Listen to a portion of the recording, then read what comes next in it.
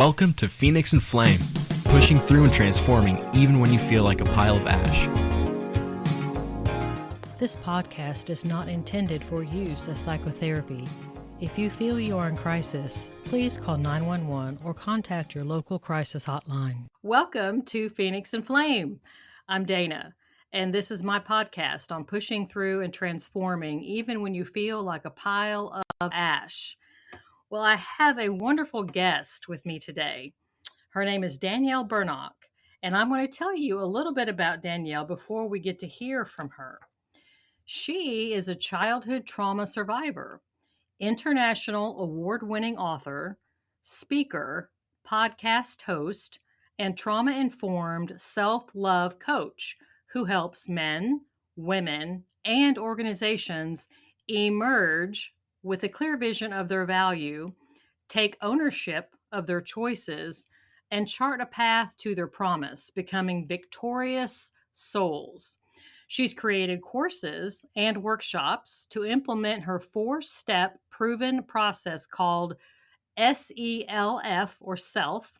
Her mantra is, quote, love yourself from survive to thrive, end quote. And she's known as that lady on the internet who loves you. Danielle married young, raised 2 kids, and did not come into her own until she was in her 50s when she wrote and published her first book and really started to thrive in life. Now, she's founded 4F Media, and the F's stand for faith, family, friends, and freedom. That was in 2014 to promote inner healing and personal freedom through the power of the love that heals, using all forms of media, beginning with her first book. Now, I did want to end this introduction of her with a quote that went viral from her book. I read the quote and I loved it, and I'm like, I am going to bring this up when I introduce Danielle. Here's the quote from her book. Now, the book is called Emerging with Wings, a true story of lies, pain, and the love that heals. That's from her book. So here's the quote. Trauma is personal. It does not disappear if it is not validated. When it is ignored or invalidated, the silent screams continue, internally heard only by the one held captive. When someone enters the pain and hears the screams, healing can begin.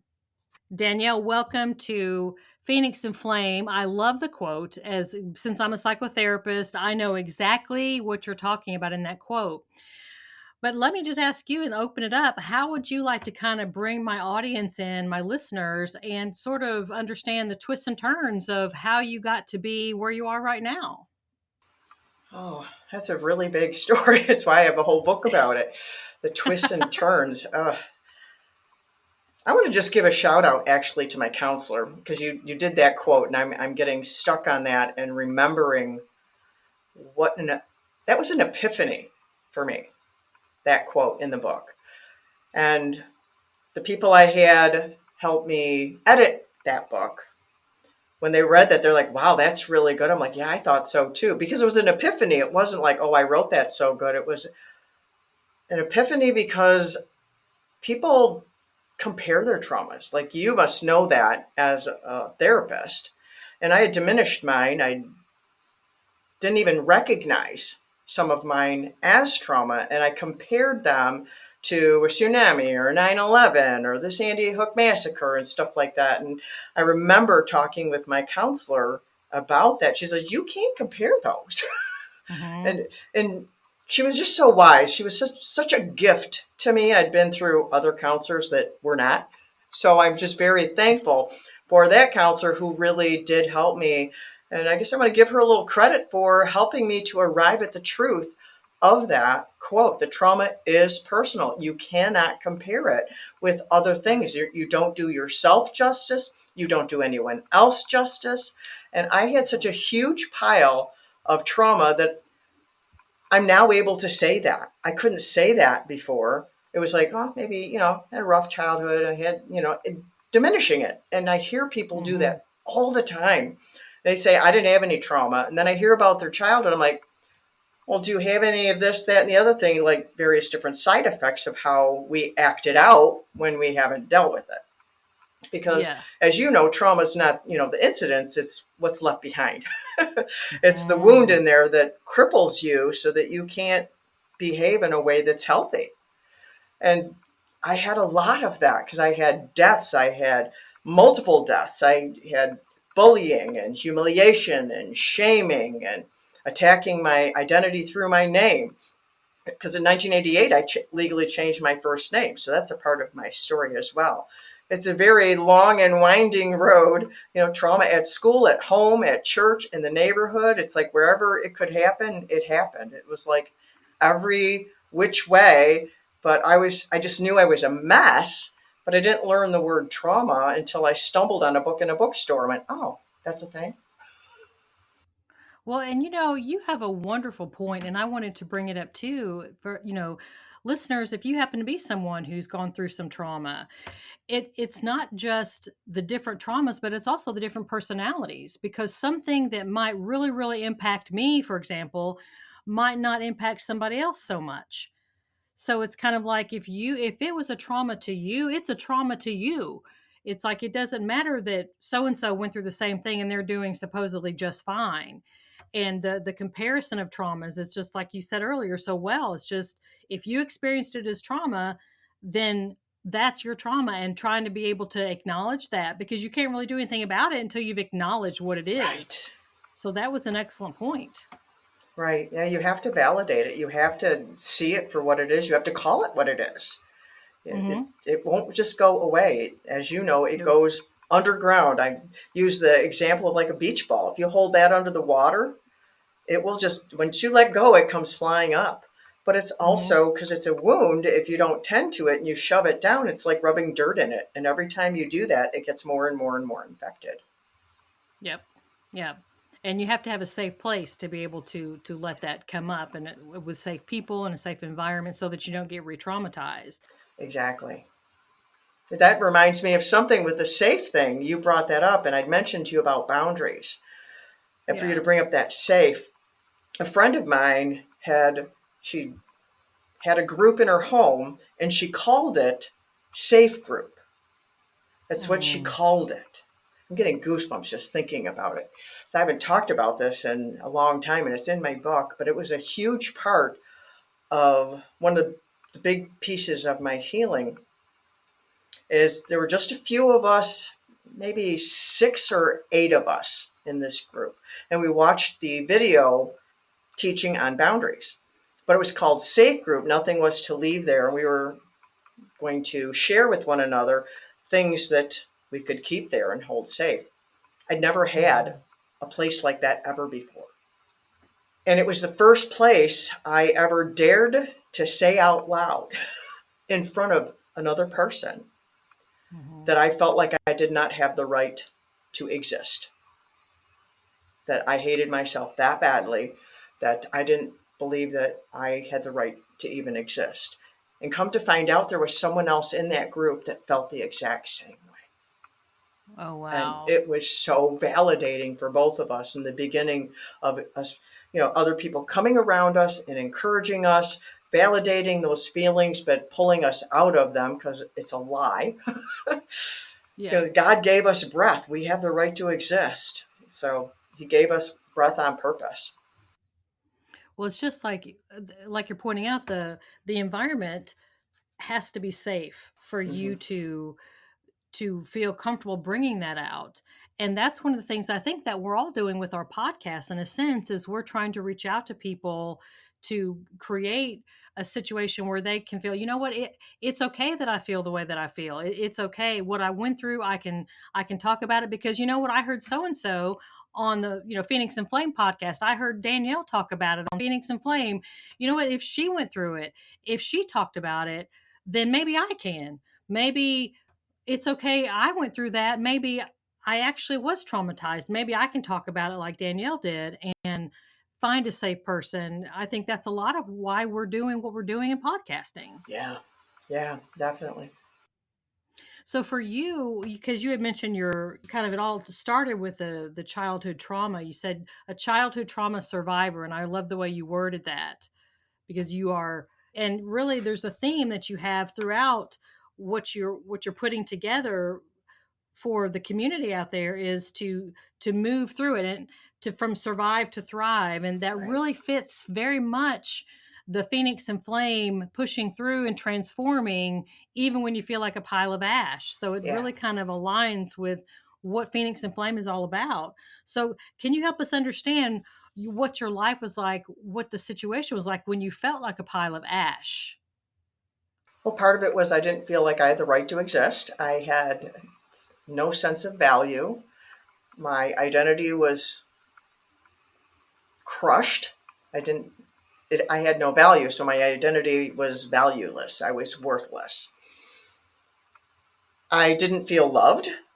I grew up in that environment of not feeling loved. That's something that my counselor had helped me with because I was sharing something with her that I was going to get to the point of. You know how some of they start talking with you about this and then they're going to get to the point. I was doing that and I started with, well, I didn't feel loved as a child growing up and I didn't feel like I belonged. I don't know, maybe I was adopted or, something like that. And I was getting to my point. And she went, whoa, whoa, whoa, whoa, whoa, whoa, and stopped me because I was blowing that off. Like that was just my reality and it was my fault. And so there was something wrong with me for having felt that way. I was still blaming myself for those feelings.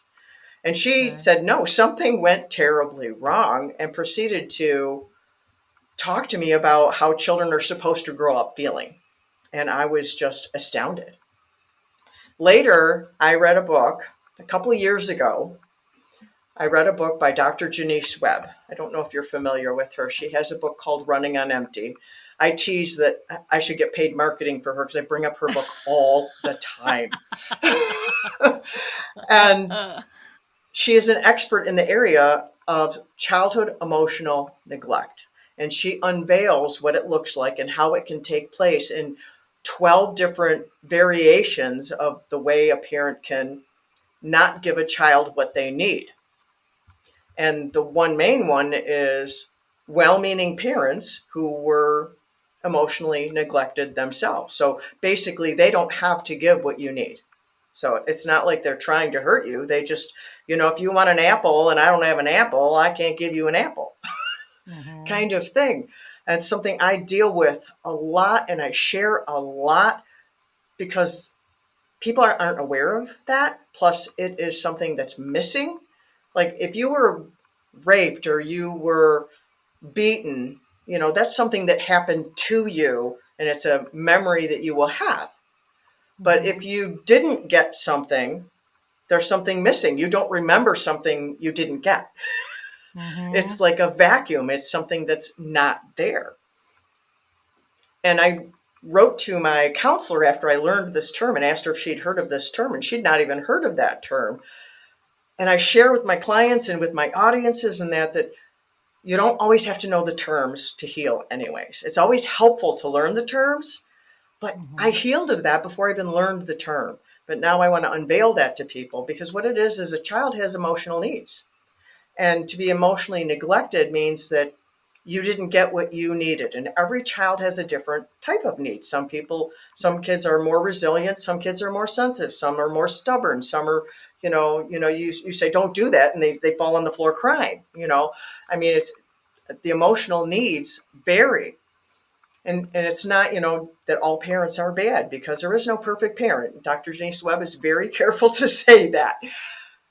But it's like the child didn't get what they emotionally needed. They had a certain level of nurture that they needed and they didn't get that. And it's either over, the long haul or maybe a specific incident occurred and they didn't get what they needed in that incident kind of thing. So it Mm-hmm. like left a mark. I believe that happened both ways with me. And my parents fell into 3 of the 12 categories in her book. But the importance of that, I bring that up first more and more because that's like the ground layer. That's what made me more vulnerable to all the other traumas in my life. I already felt like I was not loved and I had no value. when my first grade teacher shamed me in front of the entire class.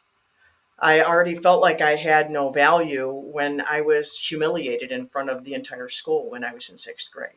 I already felt like I had no value when the church publicly rejected me on the front row when I was 11. I already felt like I had no value when the bully attacked my identity with my old name, because in 1988 I legally changed my first name. And when the people started dying out of my life and I prayed and, my grandma didn't live, she died, then I blamed God for that because, he'd already thrown me away at church anyways, my perception of that from that trauma. It's like, so it was like layer upon layer upon layer upon layer. It went deeper and deeper and deeper. So it was like, I'm going to just lay here and die and I'll just like hurt myself because I deserve it because I'm just so awful. And I went to counseling with, I knew that I felt worthless. I knew that I felt unloved and unlovable. I knew that I had no emotional skills, though I didn't know that was a term, skills. I was an emotional basket case. I mean, anything would set me off. And when I got pregnant, oh my goodness, the hormones. I told my husband, you deserve a medal for staying with me. Because I did. I mean, it was awful. The hormones just did me an awful. So I knew that I was messed up, but I didn't know it was because of what happened to me. Gotcha. I blamed myself because that's what children do. Children blame themselves for their trauma because they can't blame the other people because they need those other people in their life. So they blame themselves and they attack themselves. And so I had no skills, but God loved me. And God came and found me. And that's what the story of my book and Emerging with Wings is how he did that. Because I grew up in the church a little bit and I got saved and I got baptized and all that before they threw me away. And even answered that altar call, did the whole sinner's prayer confession kind of thing, but no one ever really explained any of that to me. So I didn't really get it. Right. And then I got angry with God. So I went off, self-medicating every which way and trying to hurt myself anyways. And my family imploded after all of the deaths because there were my mom, my two brothers, and me until my oldest brother died. And we had no support system. We had no support system around us, nothing to help us. So we just fell apart like a really tasty taco. Just made a big mess of things. And, but God knew I was wounded. And I tell people that because there's a lot of problems in church teaching. I love Jesus. I love Jesus with all my heart, but I have a lot of problems with the church. Because Jesus isn't the church. Jesus is Jesus. Mm-hmm. But we need the body. That's why he created the body. So it's complicated. So we need that. So I want to be careful to always say that because he comes after you because he loves you. Not because he's going to come after you because he's going to get you because you're in trouble, which is how I had believed after that. He's going to come after me because I'm in trouble and I did wrong. God's going to get you for that kind of thing. But I call him in my book, Emerging with Wings, the pursuer. That's his reference in there because there's the villain, there's the hero, and then there's the person who's going through the journey. So the hero is the pursuer and the villain is the jab, which stands for jealous, angry bully.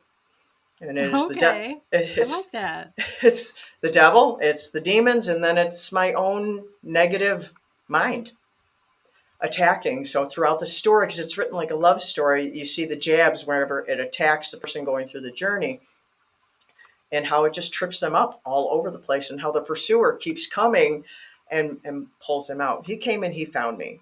So I always want to encourage people that he knows the difference between a wounded soul and a hard-lined, rebellious soul. Someone who they are not interested in God. They don't care.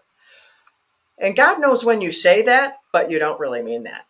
Well, and I wanted to point out that I run into so many people that are trying to be good enough. They feel like they have to be like they have to be perfect before they can go to church or before they can pursue God. And that's backwards. Yes, and religion has taught that, though. In a Yeah, lot of yes. places, they actually teach that in places. Some places they will quote the opposite scriptures that, we're saved by grace through faith, and they'll talk about that, not of works lest any man should boast. I mean, it is written, but then they'll impose all these rules and you have to this and you have to that. And people who they are even in ministry, but then they have some failure in their life, like they get divorced because their husband was abusive and the church takes their ministry away. And that's wrong. It just says you have to earn it. You have to represent. While we were yet sinners, Christ died for us. Mm-hmm. We do not have to qualify. There's a song by New Creation Church. I love this one portion of the lyrics. It says, no other works can qualify. Because his works qualify us. And we're supposed to have good works because good works are, good. But those works aren't what qualify us. Jesus' Mm-hmm. works are the ones that qualify us. We can't qualify ourselves. We're all in the same boat. Only his works can qualify. Mm-hmm. I love that because that negates the whole self-righteous kind of thing because and I don't know where in the Bible it says this because I don't have it with me right now, but basically that if we did our perfect best from day one until the day we died, it would still be like filthy rags compared to the righteousness of God. Yeah. So it's like I find some reassurance in that because that means I don't have to try to be perfect to be okay. Mm-hmm. That's not even attainable. That's not, I can't be that good. So just let that go and just let the Lord just kind of come and do his work. And then we end up doing good things because of God who's flowing through us to do that Mm-hmm. to other people, to help other people. Yeah. That's so true. And grace is so important. I get easily irritated at a couple of things. One is people who attack the grace of God, talk about it being hyper grace or something like that. Like you had said how I don't have to worry about being good enough. I could just hear the anti-grace people. Yeah. Maybe I shouldn't have called them that. I don't know what to call them. I don't want to label them, but grace, when you really taste the true grace of God, these people who are keeping score over here, they're afraid that you're going to go in sin. Well, if you really taste the grace of God, all you want to do is get closer to him. It's the grace of God that leads us to repentance. It's the grace of God that shows us his goodness. We want more of that. We want more of him. It draws us closer Mm-hmm. to him. We don't want to go off and be bad. It doesn't invoke that in you when you taste the true grace of God. So these people who are policing your behavior and policing the grace of God and policing this, I get really irked about all the policemen out there in the body of Christ. Girl, I'm telling you, it's a thing. I mean, I sometimes you have someone that maybe they're well intentioned Mm-hmm. and they just keep saying, well, you have to do this. If you were a Christian, if you loved God, then you'd be doing this or you'd be doing that or you wouldn't be doing this or you wouldn't be doing that. Like they're somehow the gatekeeper. Mm-hmm. And frequently that pushes people away because they're representing Christ as some kind of a guy standing there with a clipboard seeing if you're measuring up to snuff. Mm-hmm. You're not doing this for this person, so scratch you off the list. Yeah. And so then they're like, you know what, forget it. If that's what God is, if that's what Christianity is, you can take it. I don't want it. Mm-hmm. I can't ever, I'm tired of feeling constantly criticized and judged and put down because I'm not living up to this standard that this person is saying is what Christ is saying, is what God is saying. Mm-hmm. That's not actually the case, but it's just kind of like, that's what it feels like to the people Mm-hmm. that are hearing that information. It's like, I'm Yeah. never going to be good enough, so why bother? Yeah. That's where I got. Why bother? But see, the grace pulls you back from that. Why bother? Because he loves me. Because he loves you.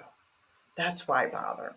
And he like brushes you off. It's like you're a little kid. It's like the world needs people who will represent that grace, represent that love, represent the true picture of the heart of God. And none of us can do that perfectly anyways, because none of us know it perfectly. Mm-hmm. People, they have messed up envisions of their parents because their parents were, whacked up, and other ones we have, our perceptions are skewed. So all we can do is our best, and our best has to be good enough, and it's good enough for God because He looks at our heart. Yeah. And I think taking that away from human input, because sometimes the humans around us are the ones that are misrepresenting what it is to have that journey. And I kind of want to wrap that back around that comment to what you had said earlier when you were talking about Running on Empty, the book, and about the apple, that somebody can't give you an apple if they don't have an apple. And if you're being, raised by a parent that, if they had some neglect on their own, they didn't, they don't have an apple to give you. And so it's like, and you mentioned boundaries earlier, and I I don't think I can get through practically any kind of a podcast episode without bringing up boundaries. But it's sort of like, okay, on the one hand, we can have forgiveness for someone when we understand they don't have an apple. Mm-hmm. They don't have the apple to give us, so we can let that go. We don't need to harbor, resentment and grudging and that kind of stuff. And we can forgive and understand and let that go. But what's also true is that if they don't have an apple, they still don't have one. Okay. And so we have to decide how we want to interact with that person. We need to decide, what our expectations are for that individual. And so what does their situation and not having their apple, so to say, what is that bringing into our life? And is that okay? We're the ones that, as we're adults moving forward, it's like, okay, I understand why they're behaving the way they're behaving, and I don't hold that against them. And I, whatever harm that might have caused me along the way, I forgive them.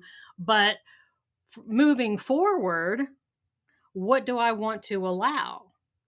Is this okay? Because they're still interacting with us with no apple. So it's kind of like, what do you want to do moving forward from that? And I think that's kind of where boundaries comes in, Mm-hmm. when we're talking about the relationships and stuff. Mm-hmm. Well, with the whole thing with emotional neglect, it's different with children than it is with adults also, because with the children, they need that to become formed. As an adult, we need to go to the store and buy our own apple. So that we have the apple, so we have those skills, like the emotional skills. I needed to learn and grow and develop them. I can do that now because I'm an adult now. I can learn how to do that.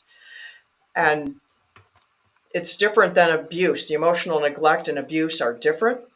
So, that's definitely one to draw a line. We need to not let people abuse you. But I kept thinking about when you were talking about that is my mom, giving her a shout out for just all the good she did. Mm-hmm. My dad died when I was young, when I was had just turned 14. So I never had the opportunity as an adult to learn, grow, address, or anything because, he's not alive. But my mother, after I got married, she came to me and she asked if I wanted to be friends. And she was in my life, and I was messed up, she was messed up, but we didn't get along real well, and I didn't really know why. I know now, but then I didn't. But she came to me and asked if I wanted to be friends, and I said yes. And it was through there that we sat down and started to build a relationship together, and we started to unpack our trauma together is what it was. We didn't know that's what we were doing.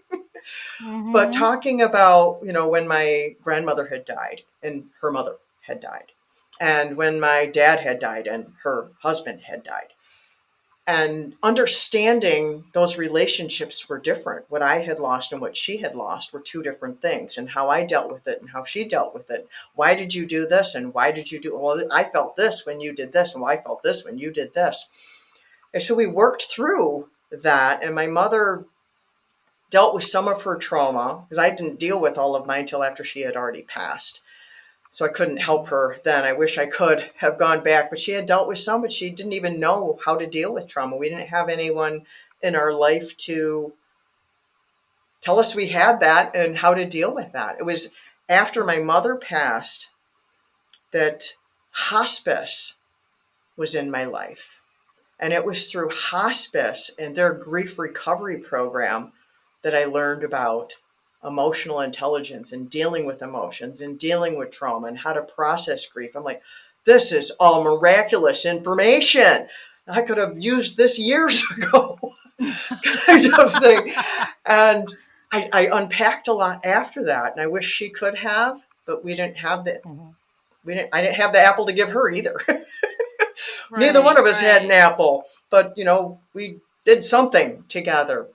And something I want to just put out there is if you have someone in your life that maybe whether they got an apple or don't got an apple, if they are willing to have a conversation and you can discuss this, then you can walk your way through and you can build your boundaries as you're going in there because you can process that together because you're on the same team. You have the same goal because that's what my mother and I had. We both had the same goal. So it became a safe place simply because we had the same goal. We had no idea about boundaries back then. But that's where those not knowing the terms doesn't have to keep you from healing. Although the terms are very helpful. Yes, they are. It does make it easier to talk about it. I'm thinking about different people I've run into throughout the decades and years. And I'm kind of wondering what your feedback would be, especially with your emphasis on, love. It says, you're that lady on the internet who loves you. Sometimes, especially Christians, get really kind of confused and caught up in if I'm setting a boundary with someone, if I'm in a relationship with someone, whether it's a friend, a family member, whoever, that this person is not particularly healthy for different reasons. And it's like if I'm setting a boundary with that person, it feels like I'm not loving them. It feels like I'm not being loving. Mm-hmm.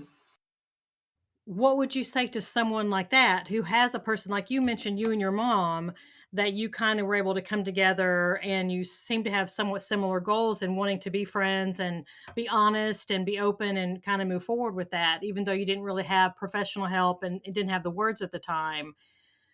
So, what would your advice be to those individuals out there, to my listeners out there who really would like to have a good relationship with the person in their life, but this person continues to be very dysfunctional and maybe doesn't identify themselves as dysfunctional and certainly has no intention of changing that dysfunctional behavior? What would you say to them when they're like stuck thinking, am I not a loving person because I'm having to set a boundary here? Or what does that mean? What would you say to them? Oh, that's kind of complicated because I have so many questions that would go with that. Like, have they talked to the person? Have they verbalized? I have, we have a problem. Our relationship has problems in it, and I would really like to address those. Are you willing to address those? And would that person be willing? I mean, verbalize that. I mean, come out point blank like my mom did. Do you want to be friends? What's your answer? Well, if you don't want to work through it, then I have to, be very clear with what you're doing. Well, then I need to have some space here because how you are treating me is not okay. And I'm going to respect myself because I have value. It's how you communicate that I think is really important. And also who's on the listening end. I mean, that matters so much, how you need to talk to them. Are you talking to a narcissist who's going to just laugh in your face and walk away? Or are you talking to someone who's going to go home and cry? I mean, what kind of a person is it that you're talking to? You have to factor that in, I believe. You really have to factor that in. I have been on the side of a boundary, and be very careful here because I don't want to expose a situation. I've been on the side of someone drawing a boundary line who did not communicate, and it caused so much pain that I don't even have words for the amount of pain that was caused. That could have been avoided had there been a conversation specifically about whatever the issue was. Right. But then you also at the same time, sometimes people don't have that skill at that time too. So in my situation that I'm not telling you a whole lot about and being very vague about on purpose, the the person who did this, I don't think they had the skill to do that either at that time. And so then when you find yourself in that situation, all you can do is rebuild, look back, forgive, because now the reconnection has taken place. God has done a beyond words amazing job of reconnecting. And what it says in Ezekiel, building that which is ruined and planting that which is desolate. He's made it like the Garden of Eden. I mean, way better than ever it was before that. But going through that, on my side, and I believe on the other side, faith was involved. It's like, well, maybe you're going to do it wrong, and you're going to try to not do it wrong. But even if you do it wrong and you're taking Jesus with you, Jesus, he'll help you.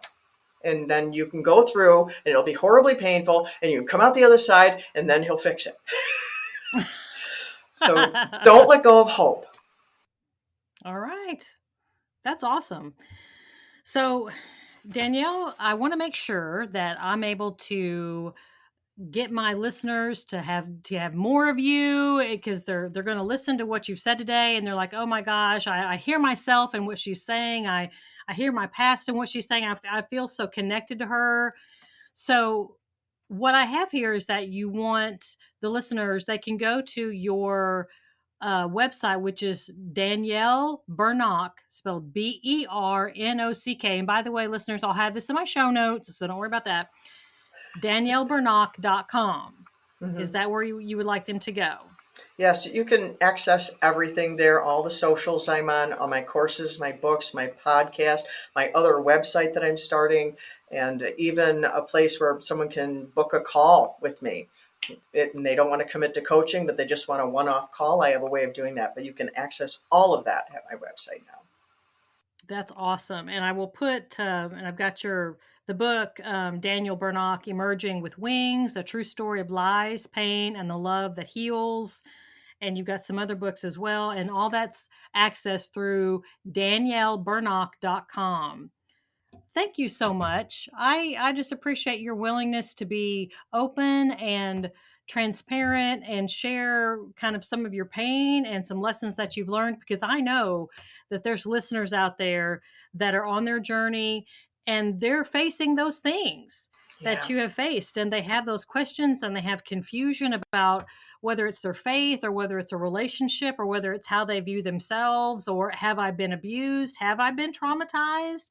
And trying to figure all that out. And I would say, listeners, too, that if you're in a situation, please go to a therapist, seek somebody out. Yeah. And if you go to somebody, and I recommend going about 3 times to figure out if you click. Because if you go to somebody and you don't really click, it's not going to be particularly helpful, because everybody's different. There's all kinds of different personalities. Therapists have different personalities. The clients have different personalities. So go, and if you go 3 times and you're just not feeling that click, then say, I appreciate your time. I think I'm going to look elsewhere, until you find that person that clicks with you and you feel safe with. And that way you can kind of start your journey to maybe find the terms and ask the questions and have the safe place where you can really move forward. Yeah, get to the bottom of it. You have to get to the bottom of the why. Why is this happening? Why are you behaving this way? Why are you triggered by that? Why are you triggered in that way? There's a reason for everything, and you have to get to the bottom of the reason. Oh, Danielle, that is 100% right. When I'm talking to my patients, I'm like, you know what? If we're confused about something, that's just because we don't have all the information. Right. Because I guarantee you, once we have all the pieces, it'll all make sense. Yes. And so once we have the why of it, then it's like, okay, what do we do now? Now we know why this is happening, which is crucial to know. But then, okay, that's interesting. Now what? Now moving forward, what am I going to do about that? And how is that impacting my life? So a therapist is so essential in helping you to do that. Right. All right, Danielle, thank you. Thank you so much. Thank you for having me. You pulled things out of me don't think I've ever shared on a podcast interview yet. So thank you. I like them to all be different. All right, guys, I know that you've heard something today that has been so, so helpful and meaningful. And maybe even if it's not for you, maybe you have a friend or a coworker or a relative that you're thinking, oh my gosh, they need to hear this. They need to hear what Danielle has to say. Then please take the link from the podcast and send it to their text, send it to them through email, put it on your favorite social media platforms, get the interview out there so that we can build our Phoenix and Flame community, so we can reach out to one another, know that none of us are alone. We're all walking together and we can help each other do that. So I hope you've had a wonderful day. I hope the rest of your day goes fantastic. This is Dana on Phoenix and Flame.